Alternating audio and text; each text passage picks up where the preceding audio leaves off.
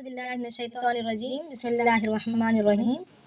کیا تھا؟ فَأَمَّا الْإِنسَانُ إِذَا مَا ابْتَلَاهُ رَبُّهُ فَأَكْرَمَهُ وَنَعَّمَهُ، یعنی جب انسان کو آزمایا جاتا ہے اس کے رب کے جانب سے تو کیا کیا جاتا ہے؟ اس کا اکرام کیا جاتا ہے، یعنی اس کو عزتیں بھی ملتی ہیں آزمائش کے طور پر، آزمانے کے لیے بھی، یعنی دنیا میں عزتوں کا ملنا، نعمتوں کا ملنا یہ آزمائش کے لیے ہے.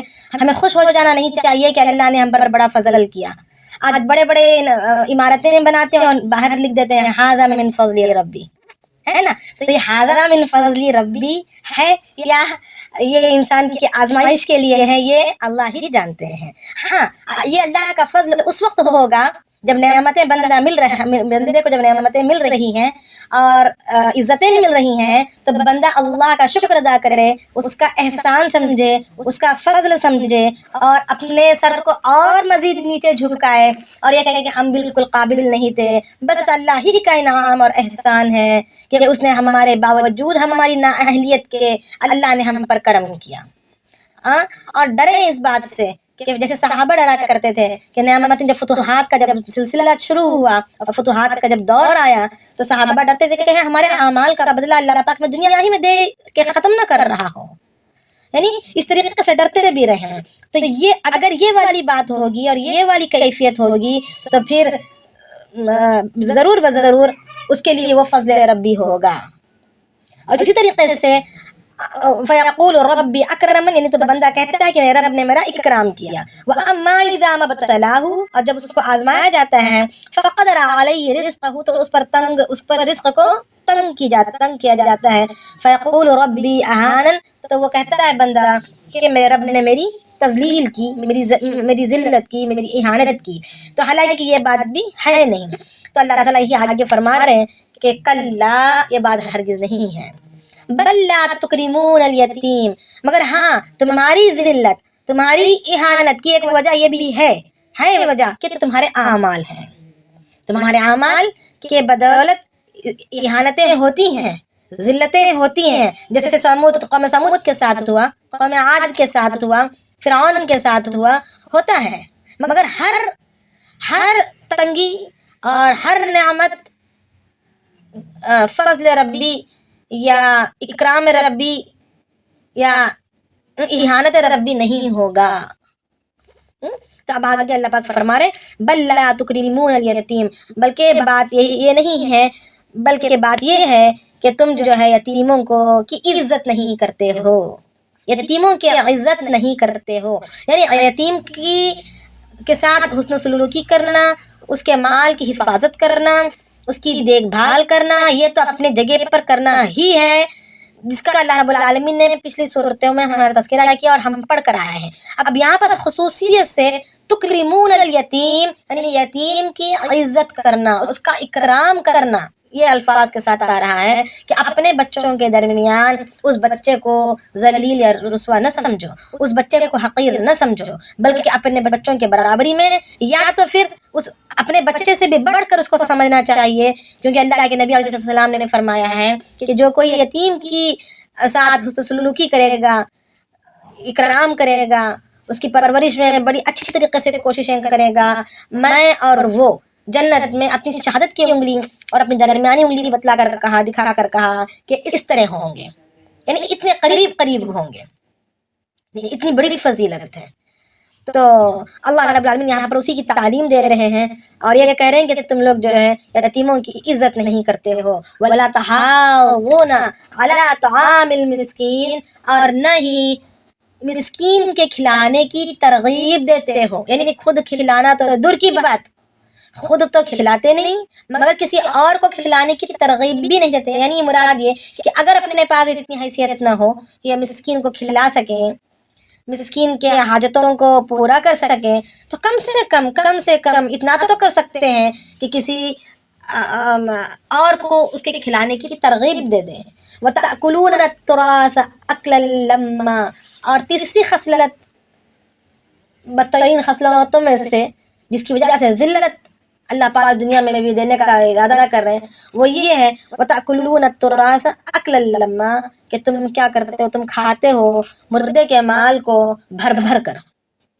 مردوں کے مال کو بھر بھر کر کھاتے ہو، یعنی میراث کے مال کو سمیٹ سمیٹ کر بھر بھر کر پورا کھا لیتے ہو، یعنی حقداروں کا بھی جس کسی کا حق ہے ان کا بھی چھین کر خود ہی غصب کر کے کھا لیتے ہو، بانٹتے نہیں ہو۔ یعنی یہاں پر جو یعنی وہ ناجائز مال ہے، تو ویسے اگر دیکھا جائے تو ناجائز مال تو بہت ساری صورتوں میں ہوتا ہے۔ سود سے اگر کمائیں گے تو وہ بھی ناجائز ہے نا، جھوٹ بول کر کمائیں گے وہ بھی ناجائز ہے، حرام چیزوں کی بکری کر کے کھائیں گے وہ بھی ناجائز ہے، اسی طریقے سے کسی کو دھوکہ دیں گے وہ بھی ناجائز ہو گیا، یعنی کسی بھی یعنی بہت مختلف صورتیں ہیں مال کو ناجائز قرار دینے کے، ناجائز بنانے کے، مگر اللہ رب العالمین نے یہاں پر صرف میراث کے مال کو کی تذکرہ کیا۔ وجہ یہ کہ یہ سب سے گھٹیا اور سب سے نیچ حرکت ہے کہ مردے کے مال پر نگاہ جمائے بیٹھے رہنا اور ملتے ہی اس کو ہڑپ جانا، یعنی خود کے مال کو کھانا، چاہے وہ جائز شکل میں آئے یا ناجائز شکل میں حاصل کرے اور کھائے، وہ بات تو اپنی جگہ پر ہے ہی ہے بری، اس کی قباحت تو ہے، کہیں گے ہی نہیں، مگر مردے کے مال پر نگاہ جمائے بیٹھنا اور ایک انسان کے مر جانے کے بعد اس کے مال کو ہڑپ جاننا، یہ تو سب سے زیادہ رذیل ترین فطرت ہے۔ اس کے لیے اللہ رب العالمین یہاں پر اس کو خصوصیت کے ساتھ یعنی ذلت والی حرکت، تو یہاں پر جو بھی بتائی جا رہی ہے بالکل گھٹیا حرکتوں کو بیان کیا جا رہا ہے۔ یہ بات نہیں کہ صرف گناہ یا تین ہی کے کام کے کرنے سے گناہ ثابت ہوتا ہے، نہیں، بلکہ گناہیں تو بہت سارے ہیں، اللہ کی نافرمانیاں تو بہت سارے ہیں، مگر یہ تین ایسی چیزیں ہیں جو بالکل گھٹیا اور نیچ ہیں، اس کے لیے اس کا یہاں پر تذکرہ کیا جا رہا ہے۔ وَتُحِبُّونَ الْمَالَ حُبًّا جَمًّا، اور مال کو کیا کرنا، جی بھر کر محبت کرنا اس سے، یعنی یہ بھی ایک بہت ذلیل حرکت ہے، ذلیل حرکتوں میں ہی اس کو شمار کیا گیا ہے کہ اپنے مال سے ایسی محبت کرنا کہ اس سے بڑھ کر پھر کوئی چیز نہ ہو۔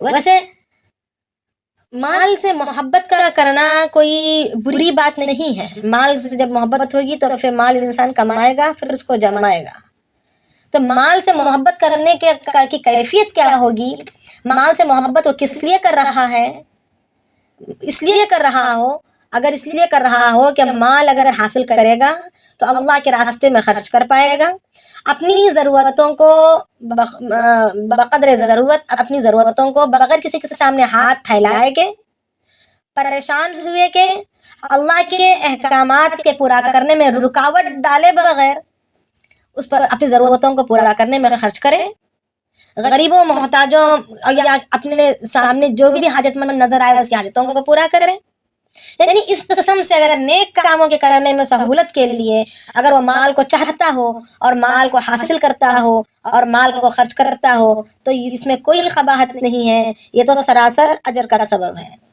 مگر اگر مال سے ایسی محبت کرتا ہو کہ اپنی ضرورتوں پر بھی خرچ کرنے کو اس کو دل میں تنگی محسوس کرتا ہو، دل سے فقیر ہو، دل سے غنی نہیں بلکہ فقیر، اللہ کے نبی صلی اللہ علیہ وسلم کی حدیث ہے، اللہ کے وسلم نے فرمایا کہ پتہ ہے فقیر کون ہے، تو صحابہ نے کہا کہ فقیر وہ جس کے پاس مال نہیں، تو کہا اللہ کے وسلم نے فرمایا کہ نہیں، فقیر وہ ہے جو دل سے فقیر ہو، یعنی ظاہری فقیر کو فقیر نہیں کہا جائے گا بلکہ مالدار ہونے کے باوجود بھی اگر اس کا دل فقیر ہے نا ہو تو وہ اصل فقیر ہے، اور غنی وہ ہے جو ظاہری فقیر ہونے کے باوجود بھی اس کا دل غنی ہو، یعنی بے نیاز ہو، تو دل کا بے نیاز ہونا یہ بہت بڑی بات ہے، یہ اللہ سے مانگ کر لینے کی بات ہے، چاہے بظاہر حالات ہمارے کیسے بھی ہوں مگر دل سے جو ہے بالکل مال پر، کسی کے مال پر یا حرص لالچ طمع نہ ہو بلکہ بے نیازی ہو، تو یہ بے نیازی کا ہونا یہ اللہ تعالیٰ کی خصلت ہے، یہ اللہ تعالیٰ کی فطرت ہے اور ایک بہت بڑی نعمت ہے،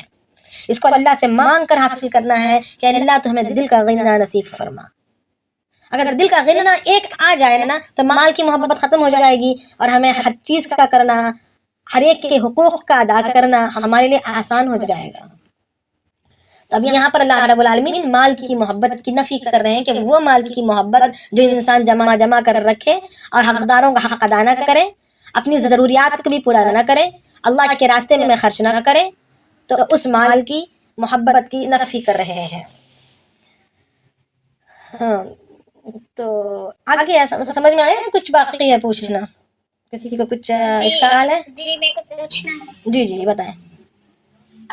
ایک تو ہوا یہ جو کر رہے ہیں، اور جو سہ رہے ہیں ان کے لیے کیا ہے، مطلب کیا ان کے سہ لیے رہے کیا، یعنی؟ مطلب جیسے کہ کسی کا مال ہڑپ لے رہے ہیں وراثت میں ملا ہوا، جی دوسرے لوگ ہڑپ لے رہے ہیں، تو ان کے لیے کیا مطلب ان کے لیے کیا خوشخبری بولنا چاہیے، ان کے لیے کیا اجر؟ ہاں ان کے لیے تو اجر تو بہت زیادہ ہے. اگر وہ کوئی شکایت نہ کرتے ہوں اور اللہ ہی سے اگر اس کے فیصلے کی امید رکھتے ہوں تو اللہ پاک ضرور جو ہے دنیا میں اس کا فیصلہ کروا ہی دیں گے. اگر بندہ شکوہ شکایت کے بغیر اس سے نمٹے بغیر اگر معاملے کو اگر اللہ کے حوالے سونپ کر اپنے آپ کو اللہ کی مرضی پر لگائے رکھے، اعمال کے اعتبار سے، تقوی کے اعتبار سے، اور شکایت بھی نہ ہو کہ انہوں نے یوں کیا یوں کیا یوں کیا، دوسروں سے شکایت کرنے کا کوئی فائدہ نہیں ہے. ہاں اگر کسی ایسے سے شکایت کر رہے ہیں جو آگے بڑھ کر ہمارے کچھ کام آ سکتا ہو، یعنی اس معاملے کو حل کر سکتا ہو، اس کے سامنے شکایت کرنے کی پوری اجازت ہے. جیسے چھٹے پارے کی شروع میں آتا ہے لا یحب اللہ الجہر الا من ظلم، یعنی اس کے لیے کسی کی برائی کو بیان کرنے کی اجازت ہے جس پر ظلم کیا جا رہا ہو، اور ایسے کے سامنے بیان کرنے کی اجازت ہے جو اس ظلم سے اس کو نکال سکتا ہو. آیا سمجھ میں کہ غیبت کرنے سے منع کیا گیا ہے. تو اب اگر کوئی سامنے سے بندہ کسی پر ظلم کر رہا ہے، اب یہ جا کر کسی اور کو بولے گا تو وہ غیبت ہو جائے گا، غیبت کا گناہ ہو جائے گا. اس لیے یہ اپنے آپ کو ظلم سہتے بیٹھنے کی قرآن نے تعلیم نہیں دی، بلکہ قرآن یہ کہتا ہے کہ اگر کسی پر ظلم ہو رہا ہو کسی بھی قسم سے، ذہنی طور پر، مینٹلی طور پر، یا فزیکل طور پر، کسی بھی طور پر اگر کسی پر ظلم ہو رہا ہو، اگر یہاں پر مال کے جیسے کھانے کی، میرا وراثت کے نہ دینے کی آپ بات کر رہے ہیں، تو یہ بھی ایک قسم کا ظلم ہی ہوا نا، اس کا حق دبایا جا رہا ہے. تو اگر کسی پر ظلم ہو رہا ہو تو اس کو چاہیے کہ وہ کسی ایسے سے بیان کرے جو اس کو اس ظلم سے باہر نکال سکتا ہو. اگر ایسا کوئی ہے نہیں جو اس ظلم سے باہر نہ نکال سکتا ہو، بس قانون کی لذت کے لیے یا اس کے امیج کو خراب کرنے والے کے لیے سامنے والے کے کسی کے سامنے بیان کرنا، یہ غیبت میں شمار ہوگا. صرف وقت کے ضائع کرنے کے لیے اگر بولا جا رہا ہو یا اس کی عزت اس کی نگاہ میں گرانے کے لیے بولا جا رہا ہو، پھر تو یہ غیبت میں شمار ہوگا. آیا سمجھ میں؟ تو اور پھر اس کے علاوہ اور اللہ رب اگر بندہ خاموش رہے تو اللہ اور معاملے کو اللہ کے حوالے چھوڑ دے تو اللہ پر ہو سکتا ہے دنیا میں بھی جو ہے اگر اس کے حق میں بہتری ہو تو دنیا میں ہی اس کو عنایت کریں گے. اگر اللہ تعالیٰ کے مصلحت میں آخرت میں اجر دینا مقصود ہو تو پھر اللہ تعالیٰ بے حساب آخرت میں اجر دیں گے. اگر کوئی کسی کے کچھ زمین کا ایک بالشت حصہ بھی اگر دبا لیتا ہے، اپنے قبضے میں لے لیتا ہے کسی اور کا، تو اللہ رب العالمین اس زمین کے حصے کو 7 زمینوں اور آسمانوں کے بقدر اس کو چوڑا بنا کر اس کے گلے میں ڈال دیں گے، جس کی وجہ سے وہ کوئی حرکت نہیں کر سکے گا. یعنی اس کی ذلت کے لیے، اس کی توہین کے لیے، پوری رہتی دنیا تک، یعنی قیامت کے میدان میں پوری کی پوری کائنات کے انسانوں کے سامنے یہ اس کا حشر کریں گے اللہ رب العالمین. اور بقیہ اس کے بدلے میں تو اس کو مل ہی جائے گا نا نیکیاں. جب اللہ تعالیٰ نام اعمال کو تولیں گے کل قیامت کے دن تو باری باری سے بلایا جائے گا ایک ایک بندے کو اس کے باپ کے نام کے ساتھ. تو جب وہ حاضر کیا جائے گا اور اس کے نام اعمال کو جب تولا جائے گا، اس کے بعد اللہ رب العالمین آواز دیں گے کہ اس بندے کا، یعنی ابھی کوئی ایک ہے جیسے ہندا بنت زید کا کسی پر کوئی حق ہے، اعلان کیا جائے گا بھرے عام پوری قیامت کے میدان کے انسانوں کے سامنے، جہاں پر آدم علیہ السلام سے لے کر آخر کا وہ انسان تک ہوگا. تو ہر کوئی جو ہے کہہ رہے کہ اس وقت جہاں پر وہاں پہ جتنے بھی لوگ کھڑے ہوئے ہوں گے، ہر کوئی اپنے عقلوں پر زور ڈال کر کوشش کرنے لگیں گے کہ یاد میں آ جائے کہ کوئی تو حق نکل جائے جس کو میں سوال کر لوں. تو اگر کوئی یوں کہے کہ اس نے مجھے فلاں دن کڑوی باتیں سنائی تھی، یا اس نے مجھے فلاں دن کڑوے بول بولے تھے، یا مجھے کڑوی نگاہوں سے دیکھا تھا، کچھ بھی اگر کوئی انسان بول دے تو پھر اس کے اس بول کے بدلے میں یا اس کے اس مارا تھا تھپڑ مارا تھا تو اس کے اس عمل کے بدلے میں اللہ رب العالمین اس کا وزن اللہ تعالیٰ کے دربار میں موجود ہے، ہر عمل کا، ہر بول کا، ہماری ہر حرکت کا. تو اس وزن کے حساب سے اس کی نیکیاں اٹھا کر اس کو دے دی جائیں گی. اللہ کے نبی صلی اللہ علیہ وسلم کی ایک حدیث ہے کہ اللہ کے نبی صلی اللہ علیہ وسلم فرماتے ہیں کہ صحابہ سے فرماتے ہیں کہ پتہ ہے سب سے زیادہ مسکین کون ہے، غریب کون ہے؟ تو صحابہ نے فرمایا کہ جس کے پاس بالکل مال نہ ہو وہ ہے. اللہ کے نبی نے فرمایا نہیں، بلکہ وہ سب سے زیادہ مسکین ہے جو ڈھیر سارے اعمال آخرت میں لے آیا قیامت کے میدان میں، مگر جب تلنے کا وقت ہوگا، حساب کتاب کا جب وقت ہوگا تو اس کے حقدار اس کے حقداروں کو بانٹ دیا جائے گا اور سارا سب کچھ خالی ہو جائے گا اس کا. اور اگر کوئی حقدار اتنے نکل آ جائیں، اتنوں نے آوازیں بلند کرنی کہ اللہ اس کا میرے پر اس نے ایسا کیا تھا، اس نے ایسا کیا تھا، یہاں تک کہ سب کا دیتے دیتے دیتے اس کے نیکیاں اگر ختم ہو جائیں گی اور حقدار سوال کرنے والے باقی رہیں گے. اخلاقی، یہاں پر اخلاق کی بات ہو رہی ہے، اخلاق سے سب کچھ چکتا ہو رہا ہے، اخلاقی سوال ہو رہے ہیں، حقوق العباد کا ہو رہا ہے، حقوق اللہ کا نہیں. تو اگر حقوق العباد ہماری 24 گھنٹے والی زندگی میں ہمارے رہنے سہنے کی باتیں ہو رہی ہیں، رہنے سہنے کے طور طریقوں میں جو چیزیں ہو رہی ہیں یہ اس کی بات ہو رہی ہے. تو جب یہ اتنے سوال کرنے والے اٹھ گئے کہ نیکیاں ختم ہو جائیں گی تو پھر اللہ رب العالمین کیا کریں گے؟ ان کے گناہ اٹھا کر اس کے نام عمل میں ڈالنا شروع کر دیں گے. تو پہلے سے خود کے گناہ تو تھے ہی تھے، کچھ نہ کچھ، فرشتہ تو نہیں ہوگا کوئی انسان، ظاہری بات ہے کچھ تو گناہ ہوں گے ہی. اب اس کے ساتھ یہ حقداروں کے بھی گناہ اس پر لاتے چلے جائیں گے. تو جنت کا مستحق تھا خود کے حساب کتاب کے تلنے کے بعد، مگر جب یہ سیشن شروع ہوا نا، یہ اس کی جب یہ سیکشن کی جب ہیئرنگ شروع ہوئی تو سارا کچھ کھو گیا اور بالکل خالی ہاتھ نیکیوں سے گناہوں کے انبار کو لے کر جہنم رسید کر دیا جائے گا. تو یعنی حقوق العباد کے معاملے میں بہت زیادہ ڈرنا ہے، کسی کے لیے زبان کے کھولنے میں بھی بڑی احتیاط کرنی ہے، بڑی. جیسے مان لیجیے ایسا کبھی ہوا ہے کسی کے ساتھ تو معافی مانگ لے مرنے سے پہلے. بالکل بالکل، مرنے تک کا انتظار نہیں کرنا ہے، جلد سے جلد معافی مانگنا ہے کہ پتہ نہیں کب موت آ جائے. جی جی جی ضرور، بالکل مانگنا ہے. نہیں، معافی مانگنے کے بعد معافی اس طریقے سے مانگنا ہے کہ سامنے والا معاف کر دے. اور اگر سامنے والا اتنا سرکش ہے کہ آپ کے تہ دل سے نادم ہو کر، تہ دل سے اللہ سے معافی مانگتے ہوئے، دل کی گہرائی سے آپ کی معافی مانگنے کے بعد بھی اگر وہ معاف نہیں کر رہا تو پھر وہ اللہ تعالیٰ اس کے ذمہ دار ہے.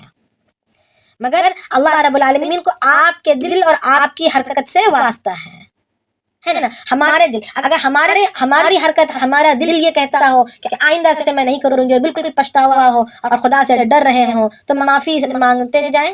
اور اگر کسی کے ساتھ ہم نے کوئی ایسا بول ہو یا کوئی حرکت ہو ایسی کر دی ہو کہ وہ آپ دنیا میں نہیں رہا ہو، دنیا سے چلا گیا ہو، تو اس کے حق میں توبہ استغفار کرنے سے بھی ہمارے گناہ اللہ پاک معاف کر دیں گے. توبہ استغفار کریں. اور اگر دنیا میں اگر کسی کے ساتھ کچھ ہوا ہے، رشتہ داری میں ہو ہی جاتا ہے، اگر ہو گیا ہے تو پھر اس کی معافی کے لیے ایک تو کیا ہے، زبانی معافی تو بھی مانگنا ہے، دوسرا ان پر احسان کا معاملہ کریں، ان کو تحفہ تحائف دیں، تحفوں سے ہدیے کے دینے سے محبتیں پیدا ہوتی ہیں تو ہدیے دیں. اس طریقے سے ان کا دل صاف کرنے کی کوشش کرنا، انشاءاللہ اللہ پاک معاف ضرور کر دیں گے. تو اللہ تعالیٰ کا نام ہے نا غفور. جی جی جی جی جی. اگر سپوز کریے جو فرسٹ پرسن ہے، مطلب ان کا انتقال ہو گیا جس کو ملنا تھا اور ان کے بچوں کو بھی ملا، مگر انہوں جب تک زندہ رہے ان کو نہیں ملا، انہوں حالانکہ مانگتے رہے، مگر بعد میں جو ہے سو ان کے بچوں کو ملا. تو پھر یہ فرسٹ پرسن جو مطلب جس کا انتقال ہو چکا، پھر ان کا کیسا؟ مطلب ان کے فادر کی پراپرٹی تھی مگر بچوں کو تو مل گیا نا.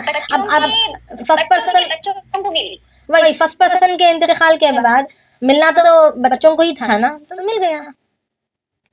نہیں، گرینڈ فادر کی پراپرٹی تھی وہ، پھر اس کے بعد وہ پراپرٹی فادر کی ہوئی، وہ فادر کو نہیں ملی، وہ فادر تڑپتے رہے پوری زندگی کہ میری پراپرٹی دے دو بھائی. جی جی. پھر اس کے بعد وہ ان پوری زندگی پریشان رہے، اس کے بعد پھر وہ پراپرٹی ان کے بچوں کو مل گئی.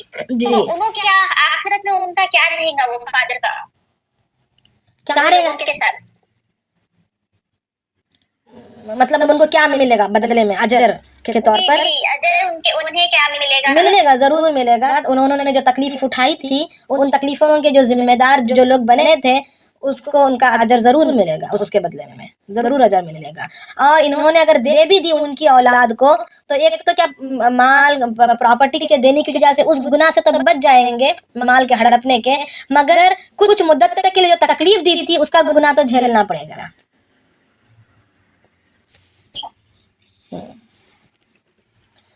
तो आगे जाएंगे। जी आगे अल्लाह रब्बुल आलमीन फरमा रहे हैं, अब जो है यानी शुरू में जो है अल्लाह ताला आजमाते किन किन चीज़ों से आजमाते हैं वो बतलाया है। फिर इसके बाद अल्लाह रब्बुल आलमीन ने 4 बिल्कुल जलील तरीन हरकतें बतलाई, जिल्लत वाली। फिर इसके बाद अल्लाह रब्बुल आलमीन आगे जो है क़यामत के हालात को और अपनी अज़ाबात को बतला रहे हैं। तो देखते हैं, बिस्मिल्लाहिर्रहमानिर्रहीम, कल्ला इज़ा दुक्कतिल अर्ज़ु दक्का दक्का। अब अल्लाह ताला फरमा रहे हैं यहाँ पर हरगिज़ नहीं के माने, ये यकीनन के माने में आ रहा है। यकीनन जब जो है ज़मीन बिल्कुल बराबर कर दी जाएगी, तोड़ फोड़ कर, यानी तोड़ फोड़ कर बराबर कर दी जाएगी। यानी ज़मीन में आज क्या है, ऊंच नीच है, कहीं पहाड़, कहीं सहरा, कहीं नीचा, कहीं उठान, है ना। तो ज़मीन को क्या कर दिया जाएगा, तोड़ फोड़ कर बराबर करके चौड़ा बना दिया जाएगा। यानी महशर के मैदान को तैयार किया जा रहा है। ज़मीन को फैलाकर एक तो बड़ा बना दिया जाएगा, चौड़ा कर दिया जाएगा, और दरमियान से जितनी भी यानी पिछले हमने सूरतों में पढ़ा है कि पहाड़ जो है रुई के गालों के बराबर उड़ने लगेंगे, है ना। तो यानी सब कुछ तोड़ फोड़ कर दिया जाएगा और फ्लैट चटेल मैदान बना दिया जाएगा। अब आगे अल्लाह पाक फरमा रहे हैं, वजा रब्बुका वल मलकु सफ़ा सफ़ा, और आएगा तुम्हारा रब। रब का ही तज़किरा किया जा रहा है, तुम्हारा अल्लाह नहीं कहा, हाँ, तुम्हारा पकड़ने वाला, हिसाब लेने वाला नहीं कहा, बल्कि या तो आदिल इंसाफ करने वाला नहीं कहा, बल्कि यूं कहा कि वजा रब्बुका, आएगा तो तुम्हारा रब, वल मलकू, और उसके फरिश्ते, सफ़न सफ़ा, फरिश्ते सफ़ बांध कर नीचे उतरेंगे, सफ़ों में, सफ़ों के यानी जैसे फौज की सफ़ें लगती हैं, इस तरीके से सफ़ अंदाजी के साथ फरिश्ते उतरेंगे। वजी यौमइज़िन बिजहन्नम, और जहन्नम को भी जिस दिन लाया जाएगा, जहन्नम भी लाई जाएगी। यौमइज़िन यतज़क्करुल इंसानु व अन्ना लहु ज़िक्रा, उस दिन जो है जहन्नम जब लाई जाएगी तो सारे क़यामत के दिन के उस महशर के मैदान के सारे इंसान जहन्नम को देख लेंगे, है ना। मगर अल्लाह ताला यहाँ पर फरमा रहे हैं, यौमइज़िन यतज़क्करुल इंसानु व अन्ना लहु ज़िक्रा, यानी इस दिन इंसान इबरत भरी निगाहों से देखेगा, इबरत हासिल कर लेगा, सबक हासिल कर लेगा कि अरे क्या कुछ था, जो कुछ सुना था बिल्कुल सच था, इबरत हासिल हो जाएगा। व अन्ना लहु ज़िक्रा, मगर उस दिन, आज के दिन का इबरत हासिल करना, या तो जिक्र यहाँ पर असल में जिक्र के माने हैं याद करने के, है ना। ज़करा यज़कुरु, याद करने के माने में आता है, मगर आज के दिन का याद करना कोई काम का नहीं है, कोई फ़ायदे का नहीं है, कोई सवाब का बाइस नहीं है। रिवायतों में आता है कि मुक़ाम महमूद, जो अल्लाह के नबी अलैहिस्सलाम की जो शिफ़ाअत है, वो शिफ़ाअत का जो मनसब है मुक़ाम महमूद का, तो वो एक मनसब का नाम है। एक रिवायत में आता है कि वो एक जगह का नाम है, कुछ रिवायत में आता है कि वो एक मनसब का, यानी कोई पोजीशन का नाम है। तो अल्लाह रब्बुल आलमीन बंदे जब क़यामत के मैदान में, क़यामत के दिन जो ज़मीन को तोड़ फोड़ दिया जाएगा और बराबर कर दिया जाएगा, और ज़मीन के अंदर के सारे मुर्दों को उठाकर खड़ा कर दिया जाएगा, और हर कोई जो है क़यामत के मैदान की तरफ दौड़ेंगे और अल्लाह की तरफ दौड़ेंगे, यानी अल्लाह की तरफ दौड़ेंगे। तो उस वक्त जो है अल्लाह के नबी अलैहिस्सलाम अल्लाह ताला से सिफारिश करेंगे कि अल्लाह इन लोगों के साथ भलाई का मामला फरमा, जन्नत का के फैसले फरमा। तो अब जो है अल्लाह के नबी अलैहिस्सलाम हर बंदा, हर मखलूक, यानी हर जिन्नात और हर इंसान, आदम अलैहिस्सलाम से लेकर क़यामत के दिन तक के आने वाले आखिरी इंसान तक जाकर हर नबी से फरमाइश करेंगे कि आप हमारी सिफारिश कर दीजिए, क्योंकि वह एक ऐसा हैबतनाक मंजर होगा کہ ہر ایک کے کلیجے منہ کو آ رہے ہوں گے. جہنم چیخ اور چلا رہی ہوگی. روایتوں میں آتا ہے کہ جہنم کو گھسیٹ کر لایا جائے گا جس کو 70,000 لگامیں ڈالی گئی ہوئی ہوں گی. 70,000 لگاموں کو ڈال کر جہنم کو گھسیٹ کر میدان محشر میں لایا گیا ہوگا، اور ہر لگام کو گھسیٹنے کے لیے 70,000 فرشتے ہوں گے. یعنی لگامیں 70,000 ہوں گی اور ہر لگام کے پیچھے 70,000 فرشتے گھسیٹ رہے ہوں گے. اور جہنم اپنے بڑے جنون کے ساتھ، جوش اور خروش کے ساتھ چیخ رہی ہوگی اور چلا رہی ہوگی اور چنگاڑ رہی ہوگی.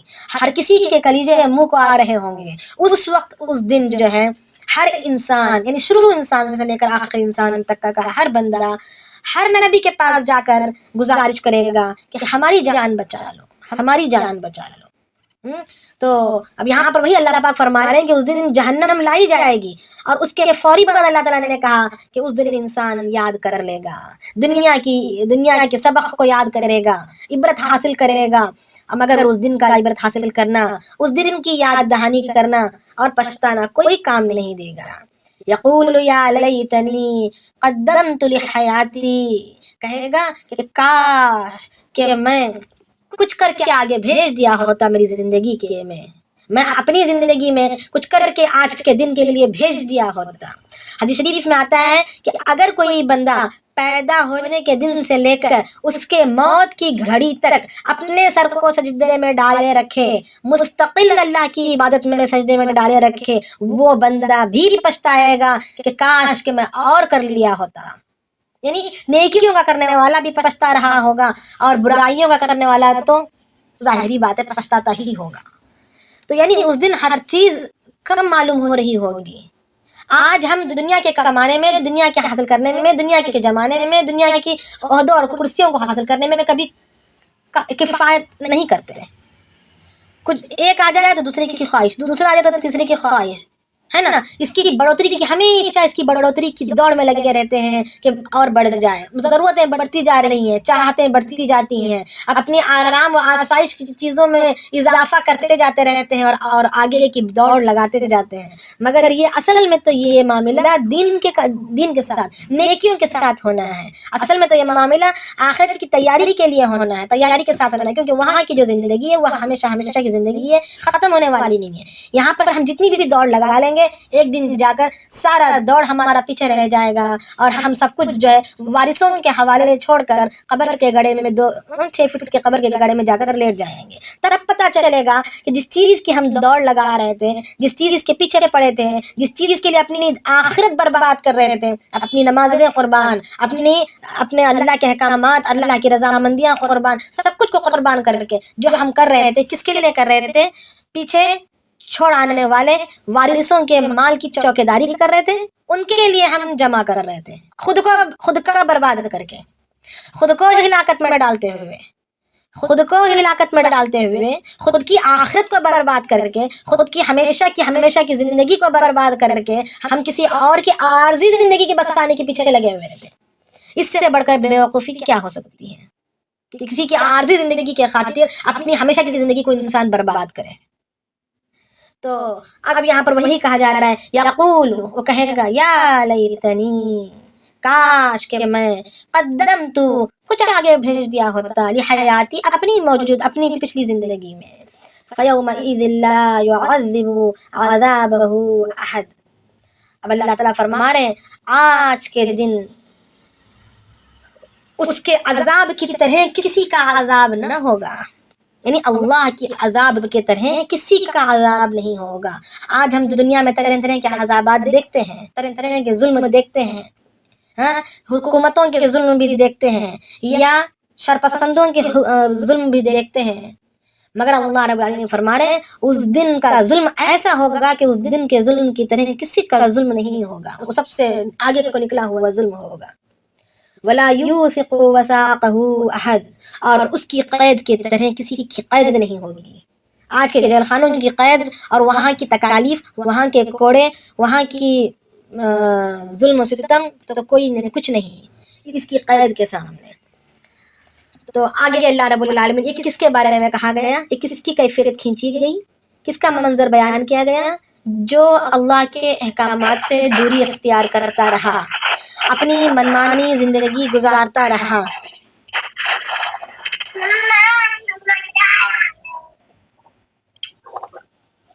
مائک بند کر لیں، تو اس کے لیے جو ہے اس کے بارے میں کہا گیا. اب آگے اللہ رب العالمین فرما رہے ہیں یا ایتھا النفس المطمئنہ، یعنی فرما بردار روح جو فرما برداری کے ساتھ نہیں گزارا، 24 گھنٹے والی زندگی اللہ کی فرما برداری میں گزارے، اللہ کے نبی کے طریقوں پر گزارا، ان کے لیے کہا جائے گا یا ایتھا النفس المطمئنہ، اے اطمینان والی روح، اے اطمینان والی روح، ارجعی الی ربکی، تو لوٹ جا تیرے رب کی طرف، راضیۃ مرضیہ، خوشی کے ساتھ کہ تو اس سے وہ بھی راضی ہے اور تو بھی اس سے راضی ہو. تو اللہ کے نبی علیہ السلام جب یہ آیت پر پہنچے، جب یہ صورت نازل ہوئی، یہ آیتیں نازل ہوئی، تو ابوبکر رضی اللہ تعالیٰ عنہ سامنے بیٹھے ہوئے تھے. تو ابوبکر رضی اللہ عنہ کے سامنے جب یہ آیات پڑھی گئیں تو ابوبکر رضی اللہ عنہ نے فرمایا کہ کتنی عمدہ خوشخبری ہے، کتنی عمدہ بات ہے، یعنی اچھا لگا سن کر کہ یا ایتھا النفس المطمئنہ ارجعی الی ربک راضیۃ مرضیہ، بڑا اچھا لگا. تو ابوبکر رضی اللہ عنہ جب اس کی داد دی تو اللہ کے نبی علیہ السلام نے فرمایا کہ ابوبکر جب تیری روح نکالی جائے گی تو تجھ کو بھی ایسے ہی بولا جائے گا، یعنی خوشخبری دی. تو آگے فرما رہے ہیں کہ اور کیا کہا جائے گا، فادخلی فی عبادی، تو داخل ہو جا میرے بندوں میں، یعنی میرے بندوں میں. تو یعنی کسی اور کے بندے بھی ہیں؟ ایک سوال ہوتا ہے، شیطان کے بندے بھی ہیں کیا؟ میرے بندے، اللہ پاک فرما رہے ہیں عبدی، میرے بندوں میں داخل ہو جا. شیطان نے کہا تھا نا اللہ تعالیٰ سے، جب اللہ نے کہا تھا کہ شیطان نے کہا تھا میں بھٹکاؤں گا، آگے سے پیچھے سے اوپر سے نیچے سے، تو اللہ تعالیٰ نے کہا تھا جو میرے بندے ہوں گے وہ نہیں بھٹکیں گے. کتنی خوبصورت اللہ تعالیٰ نے بات. بالکل، یعنی جو فرما برداری اختیار کرتے ہیں، اپنے نفس کو کچل کر زندگی گزارتے ہیں، اللہ کے لیے ذلتیں اختیار کرتے ہیں، اور اسی طریقے سے اللہ کے نبی کے دین کو اپنے سینے سے لگاتے ہیں، اپنی زندگی کے ہر گوشے میں، اپنی زندگی کے ہر موڑ میں اللہ کے نبی کی سنت کو آگے رکھتے ہیں، اپنے خواہشات کو دبوتے ہیں اور اس کا گلا گھونٹتے ہیں، تو اللہ تعالیٰ اس کو اپنا بندہ قرار دیتے ہیں، اپنا بندہ قرار دیتے ہیں. کتنی محبت بھرا جملہ ہے. اور یہ جتنے بھی الفاظ اوپر سے آ رہے ہیں، آیت نمبر 27 سے لے کر آیت نمبر 30 تک بڑے محبت بھرے اور بڑے عمدہ کلمات ہیں. یا ایتھا النفس المطمئنہ ارجعی الی ربک راضیۃ مرضیہ فادخلی فی عبادی، تو داخل ہو جا میرے خاص بندوں میں، میرے خاص بندوں میں تو داخل ہو جا، وادخلی جنتی، اور داخل ہو جا میری جنت میں. کس کے ساتھ؟ میرے خاص بندوں کے ساتھ جنت، یعنی ان کی گروپ میں شامل ہو کر.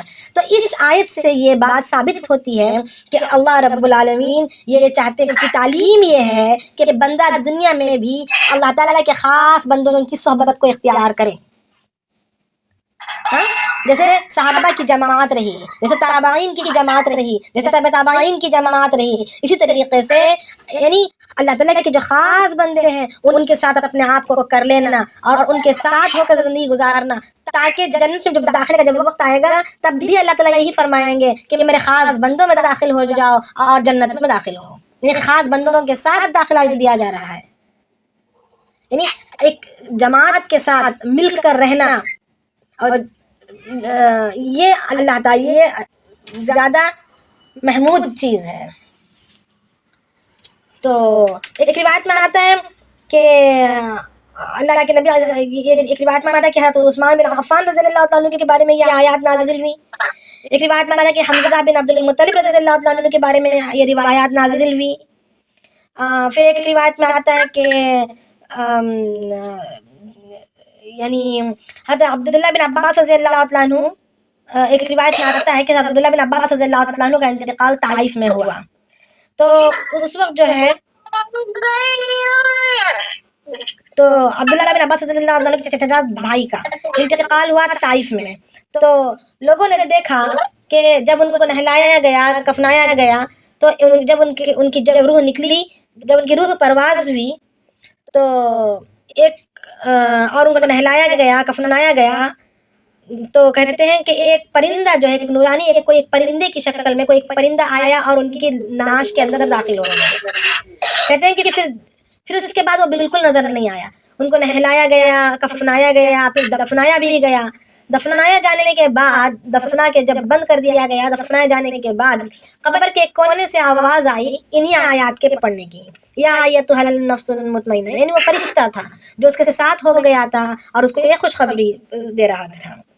तो यानी हदीस शरीफ में आता है कि जब नेक बंदे की, जब अल्लाह ताला के खास बंदे की, मुत्तकी बंदे की जब रूह को कब्ज किया जाता है, तो फरिश्ते जो है उस वक्त रेशमी कपड़े को लेकर आते हैं और रूह से मुखातिब होकर इन कलिमात को, इन आयात को कहते हैं, यानी इन कलिमात को कहते हैं कि आए इत्मीनान वाली रूह, तू लौट अपने रब की तरफ रजामंदी के साथ, कि वो भी राजी है और तू भी राजी, अपनी रजामंदी के साथ निकल। यानी हदीस शरीफ में आता है, अल्लाह के नबी अलैहिस्सलाम फरमाते हैं कि सबसे बेहतरीन इंसान वो है जो अल्लाह ताला से मिलने की ख्वाहिश रखता हो। एक रिवायत में आता है कि जो बंदा अल्लाह ताला से मिलने की मोहब्बत रखता हो, मिलने की चाहत रखता हो, तो अल्लाह ताला भी उससे मिलने की चाहत रखते हैं। यानी जो बंदा अल्लाह ताला से मिलने की मोहब्बत रखे, अल्लाह ताला भी उससे मिलने की मोहब्बत रखते हैं या चाहत रखते हैं।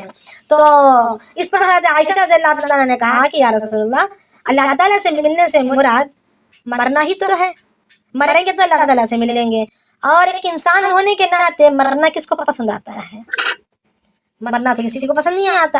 तो अल्लाह के नबी अलैहिस्सलाम ने इसके जवाब में फरमाया, आयशा, जब ये जो है जिंदगी में मरने की चाहत रखने वाला, कि मरना अपनाने वाले के लिए नहीं, बल्कि जब बंदे की जिंदगी नेकियों के साथ अल्लाह के अवामिर को पूरा करते हुए, अल्लाह के नबी के लाए हुए दीन पर चलकर अगर जिंदगी गुजरी होगी, तो फिर वो उस बंदे को ये खुशखबरी दी जाएगी उसके मौत के वक्त, या अय्युहन नफ्सुल मुतमइन्ना वाली आयत के जरिए से खुशखबरी दी जाएगी। तो वो रूह जो है अपने रब से मुलाकात के लिए इस खुशखबरी को सुनकर, और उसको जन्नत के महलात दिखाए जाएंगे, जन्नत की नेमतें दिखलाई जाएंगी, उसका बदला दिखलाया जाएगा। तो उसके बदले में वो रूह उसके जिस्म में फड़फड़ाने लगेगी, जैसे कैद में एक परिंद फड़फड़ाता है निकलने को, तो और वो अल्लाह रब्बुल आलमीन से मिलने की ख्वाहिश करने लगेगा, कहने लगेगा कि मुझे जल्दी से निकालो। तो उसकी जो वो मोहब्बत है, अल्लाह ताला से मिलने की जो चाहत है, उस चाहत का यहाँ पर जिक्र किया जा रहा है कि अगर बंदा उस घड़ी मरने के वक्त अगर अल्लाह ताला से मिलने की ख्वाहिश करने लगे कि मुझे जल्दी जाना है, जल्दी मिलना है अल्लाह ताला से, तो फिर अल्लाह ताला भी उससे मिलने के मुश्ताक होंगे, मिलने की ख्वाहिश रखेंगे, कहेंगे कि मेरे बंदे को इकराम के साथ ले आओ जल्दी से, और वो रूह जाकर अर्श के नीचे सजदे में गिर जाएगी। फिर जो है क्या था, फिर एक रिवायत में आता है कि और अगर बंदा उस वक्त अपने गुनाहों के बदौलत, अगर किसी के गुनाह जिंदगियों में गुनाह होते रहे हों और अल्लाह के अहकामात से, उसके नबी के दीन से अगर दूरी के साथ ज़िंदगी गुजार रहा हो, तो फिर जाहिर सी बात है कि उसको ये खुशखबरी तो नहीं मिलेगी, उसके लिए अजाब के फरिश्ते आए हुए होंगे और उसको जहन्नम का ठिकाना दिखलाया हुआ होगा। तो फिर वो अल्लाह ताला से मिलने को नहीं चाहेगा, तो फिर अल्लाह ताला भी उससे नहीं चाहेंगे, बल्कि जो भी उसके साथ मामला किया गया होगा उसके मुक़द्दर की घड़ी के वक्त के घड़ी के हिसाब से उसकी रूह तो निकाल ली जाएगी, मगर उसका कोई इकराम नहीं, बल्कि जिल्लत भरे उसके साथ मामलात होंगे। तो इंशाअल्लाह अब अगर सब अगर कोई ये सब चीजें कर दिए तो उसके लिए, तो अब उन लोगों का क्या करना? अगर उन लोगों को मालूम है चलो भाई अब इतने सब चीजें तो हो गए, हम लोग इतने सारे गुनाहगार तो है, ऐसा भी गुनाह तो हो ही गए, तो अब जहन्नम में तो जाना ही है, और मजीद करते जाओ या नहीं जाना ही है, क्यों कह सकते, अभी भी वक्त है ना, वक्त है, जब हमें पता चल गया तो गुनाह तौबा के करने में देर नहीं करनी है तौबा के करने में।